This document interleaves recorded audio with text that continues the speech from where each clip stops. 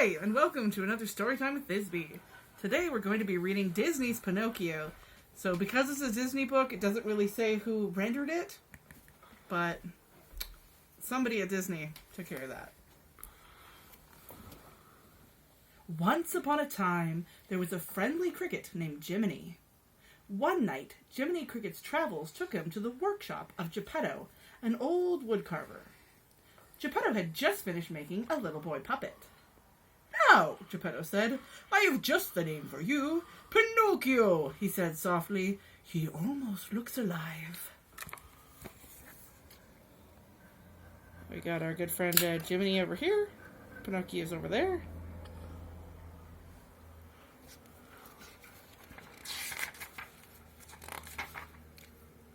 That evening, Geppetto looked up at the twinkling wishing star. "I wish I may, I wish I might, have the wish I make tonight," Geppetto said. He wished with all his heart for Pinocchio to become a real boy, for that was all he ever really wanted. Soon after, Geppetto, his cat Figaro, and Cleo, the goldfish, were fast asleep. Only Jiminy Cricket was still awake. Suddenly, a bright blue light filled the workshop, and the beautiful blue fairy appeared. "Good Geppetto," she said gently, "you have given so much happiness to others. You deserve to have your wish come true." Waving her wand over Pinocchio, she said, "Little puppet made of pine, wake, the gift of life is thine." Magically, Pinocchio began to stir. "I can move," he said with amazement. "I can talk." "Prove yourself brave, truthful, and unselfish," said the blue fairy, "and someday you will be a real boy." The fairy asked Jiminy Cricket to be Pinocchio's conscience, to teach him right from wrong. "Now remember, Pinocchio," she added, "be a good boy and always let your conscience be your guide." And with that, she disappeared. So we have him wishing on a star, the fairy granting his wish, and Pinocchio coming to life over there. Yeah.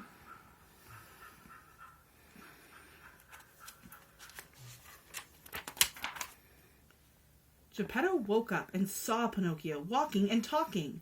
At first he thought he must be dreaming, but then he realized his wish had come true. Geppetto was so happy. The next morning, Geppetto sent Pinocchio off to school. On the way, two villains, a fox named Honest John and his friend, a cat named Gideon, spotted Pinocchio. Honest John cried, "A live puppet without strings! He could sell to Stromboli's puppet show and make lots of money." The villains convinced the little puppet that becoming an actor would be much more fun than going to school. He's not wrong. Jiminy tried to stop Pinocchio from leaving with the villains, but Pinocchio was too excited to listen. Oops. I forgot to show you guys that picture. That's kind of important. Here's Happy Geppetto lifting his little boy up. There's him on his way to school, and there's those sneaky, sneaky villains that are here to ruin his day by making him an actor. But everything is not what it seems. That night, Pinocchio sang and danced merrily in the puppet show. The audience clapped and cheered with delight. Pinocchio was a star! However, when the little puppet asked to go home, Stromboli, the owner of the show, roared with anger. He locked Pinocchio in a cage and bellowed, "This will be your home now!" Alone and frightened, Pinocchio sobbed deeply. "I should have listened to Jiminy." He's a mean guy. See, actor's life for him? I think not. Suddenly, the blue fairy appeared and said, "Pinocchio, why didn't you go to school?" The little puppet was afraid to tell the truth. Two big monsters with big green eyes," he fibbed. "Well, they tied me in a big sack and..." As soon as Pinocchio told his lie, his nose began to grow. The more Pinocchio lied, the longer his nose grew. "Perhaps you haven't been telling the truth, Pinocchio," said the blue fairy. "A lie keeps growing and growing until it's as plain as the nose on your face." "I'll never lie again," promised the little puppet. So the blue fairy gently touched Pinocchio's nose with her wand and turned it back to normal. She unlocked the cage and she set him free. Look at that. Can't get away with no lies. They're going to find that out eventually. Definitely can't lie to somebody who's magical. She's going to figure that out, like, immediately. Come on, Pinocchio, cried Jimmy. Just as the little puppet raced after Jiminy, however, he met up with Honest John and Gideon again.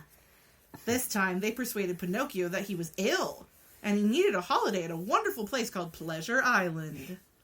The two villains sold Pinocchio to a wicked coachman, who put him on a coach full of very noisy, very naughty boys. Luckily, Jiminy was able to climb into the coach just as it drove off. These guys are tricky. Sold the same kid twice.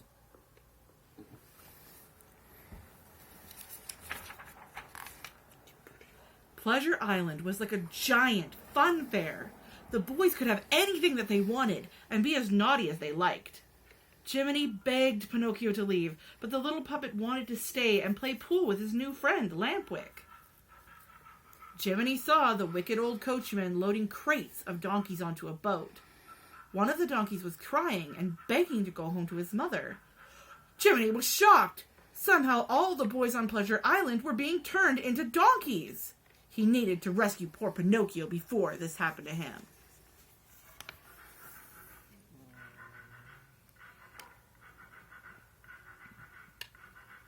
You know what they say. Don't be an ass. But by the time Jiminy found his friend, Pinocchio had already grown long, hairy ears and a tail. Come on, quick, cried Jiminy. This way, Pinocchio. Jiminy and Pinocchio escaped from the island by jumping into the sea and swimming home. Cold and tired, they finally reached Geppetto's house, only to find out that Geppetto had gone looking for Pinocchio across the sea and had been swallowed by a big whale named Monstro. Pinocchio was determined to find his father no matter how dangerous it would be. He and Jiminy headed back into the sea.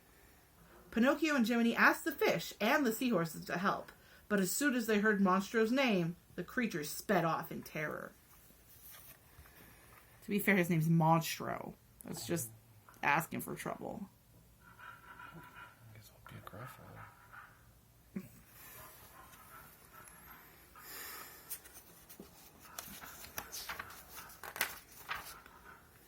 Meanwhile, not too far away, Monstro was waking up from a very long sleep.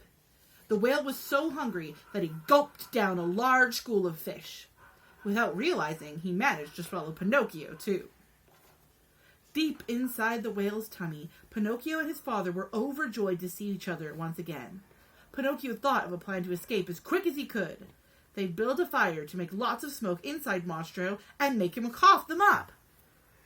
We'll make him sneeze, said Pinocchio excitedly, as clouds of black smoke filled Monstro's tummy. See, look at that whale. It's a scary whale. But they're together again, so that's nice.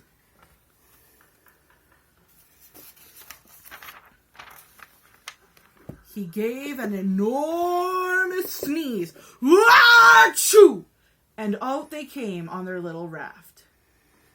But as the whale crashed through the water, the little raft toppled over. Everyone was thrown into the sea, and Geppetto couldn't swim. Pinocchio luckily kept his father afloat and dragged him to the shore.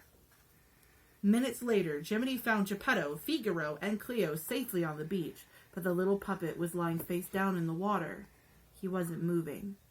Heartbroken, Geppetto took his lifeless son home.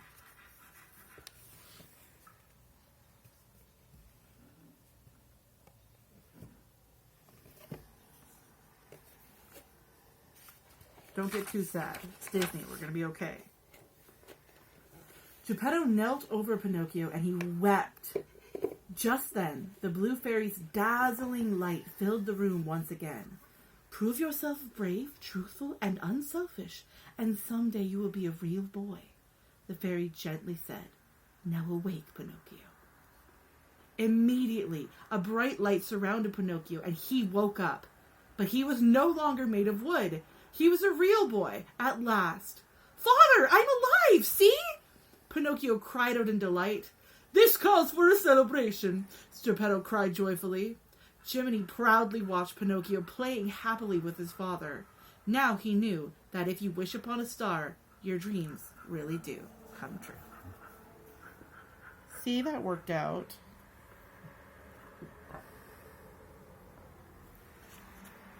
And they lived happily ever after.